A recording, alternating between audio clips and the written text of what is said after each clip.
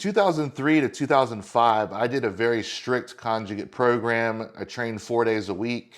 I had a speed upper, a speed lower, and then a max effort lower and a max effort upper. And I got strong. My back got strong, my core got strong. My deadlift didn't really do that much, but my squat got really strong.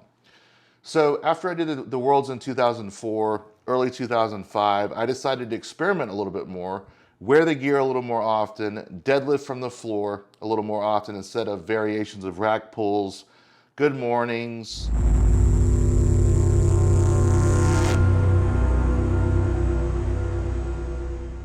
What's going on? Brian Carroll here, powerlifter.com HQ, coming to you from beautiful Jacksonville, Florida. If you like my content, please like and share this video. Subscribe to my channel, Brian Carroll 1306. For more about me, you can go to powerlifter.com. That's my hub for all things Brian Carroll, 1020 Life, Gift of Injury, and my strength training content and my back content.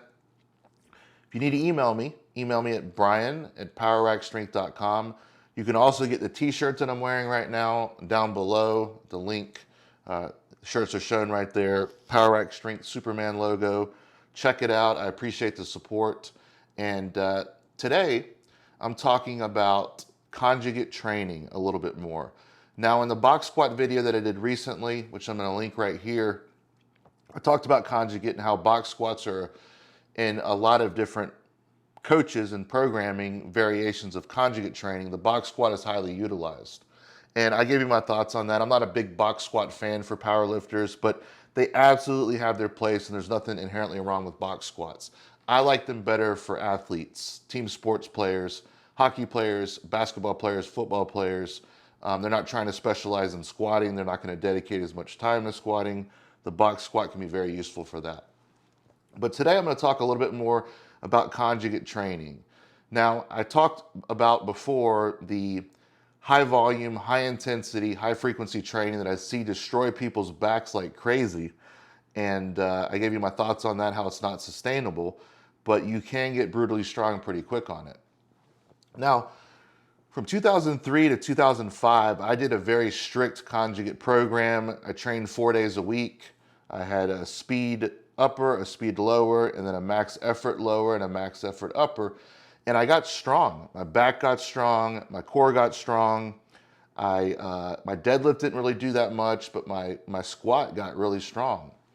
So after I did the Worlds in 2004, early 2005, I decided to experiment a little bit more, wear the gear a little more often, deadlift from the floor a little more often instead of variations of rack pulls, good mornings, Zercher squats, that type of thing. And my deadlift started to climb and finally went over 700 pounds at that time once I started to do the deadlift. So Conjugate is a great training program. I think it's a lot better than this high frequency, high volume stuff that a lot of people are doing. But there's so many different interpretations of conjugate out there. It's just going to depend on what variation you're doing and if you can modulate and control your intensity so you're not going heavy all the time. I advise you sprinkle in some deloads every once in a while where you don't do a max effort. Maybe you back off the speed work for a week or two every once in a while, especially if you're not really close to a meet, or if you're close to a meet and you haven't had a deload in a little bit of time. Just backing off, there's nothing wrong with doing that. And I know there's different phases in conjugate, but I would like to see more deloads from most people. Now, one issue that I brought up about conjugate is the past with some of the West Side guys 15, 20 years ago, where they didn't wear their gear very much. They'd be brutally strong, but their central nervous system would be shot because they use so many bands and so many chains. Their stability would be gone because the bands, when they're pulling down and cranking down on you, they stabilize you. That's why they switch to chains sometimes to get used to balancing again, because the chains destabilize you, the bands pull you down, and they actually anchor you down and keep you in a groove similar to a Smith machine. So when these people would show up to the meet, they'd be all over the place, even though they could handle the weight. They weren't used to wearing the gear with free weight. So one modification that I would suggest is just getting in the gear more often in a conjugate program, and especially if you're not mastered it. Now, some people don't need to get in the gear that much in the bench shirt or the squat suit. I'm not really talking to you if you've already mastered the gear, but if you haven't mastered your gear, then I would consider getting in the gear a little bit more. Now for the raw lifter or for the athlete, a lot of athletes train Conjugate, I would still incorporate the deloads. The geared point doesn't really apply to you, so you can just ignore that. But hello, I hope you're enjoying this video. I want to talk to you really quick about our CBD line.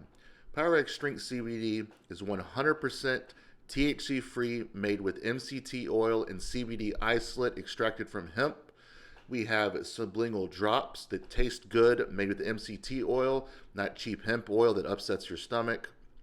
These bombs, these drops, and these products are 100% THC free. You will not fail a drug test, and we have testing on the website. Our bombs you want to use 2 to 3 times a day in a localized area to reduce pain and inflammation. This stuff works wonders for tight muscles and joints.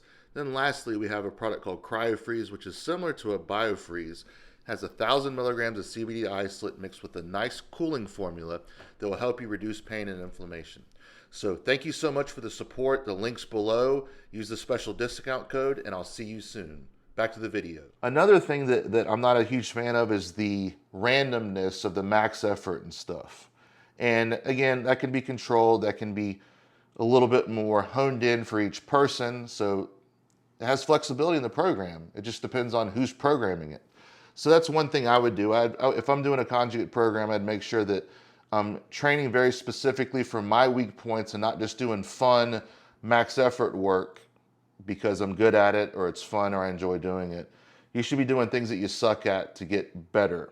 Now, not just better or things that you're going to get better at that are just random that aren't going to carry over. You need to attack weaknesses and do exercises that will have the carryover to your lifts. Just because it's hard doesn't mean it's good. So it has to apply in attacking your weak points. The next thing that I'm going to talk about is with Conjugate is the bands and chains. They can absolutely get you strong.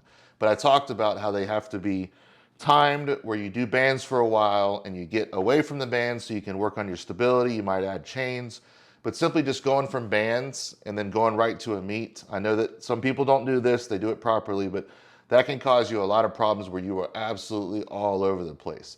Even chains is not true free weight.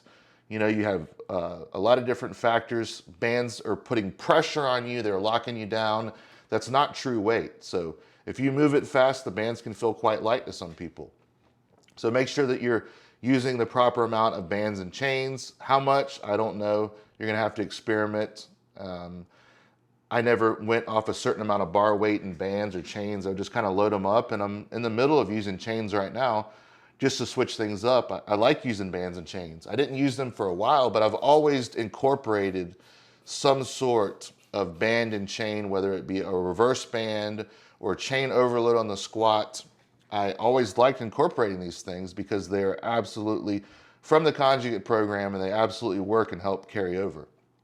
Now, for the Conjugate program, for the person that just wants to get strong, I think that it can work out great.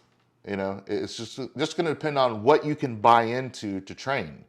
With these modifications that I named, having assistance work that's a little bit more honed into your particular weaknesses, taking deloads every once in a while, not doing too much bands, not doing too much chains, not using the box too much.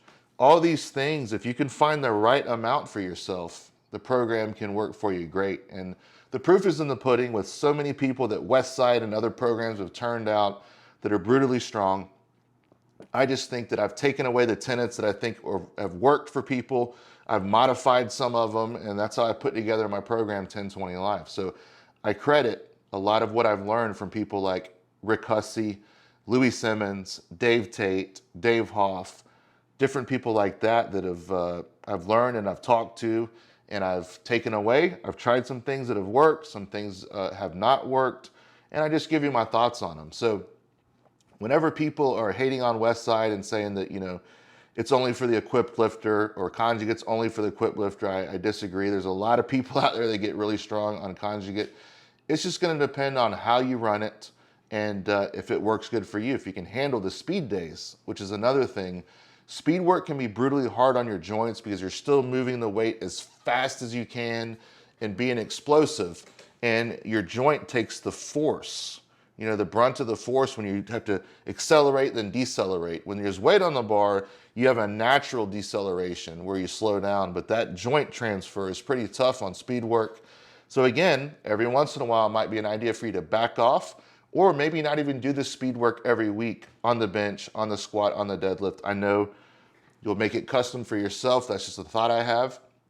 So these are my thoughts on Conjugate, the modifications that I make. Great program, can work for a lot of people, a hell of a lot better than the high frequency stuff you're seeing now.